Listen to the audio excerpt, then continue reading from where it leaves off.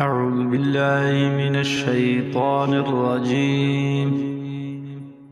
بسم الله الرحمن الرحيم. إذا زلزلت الأرض زلزالها وأخرجت الأرض أثقالها وقال الإنسان ما لها يومئذ تحدث أخبارها بأن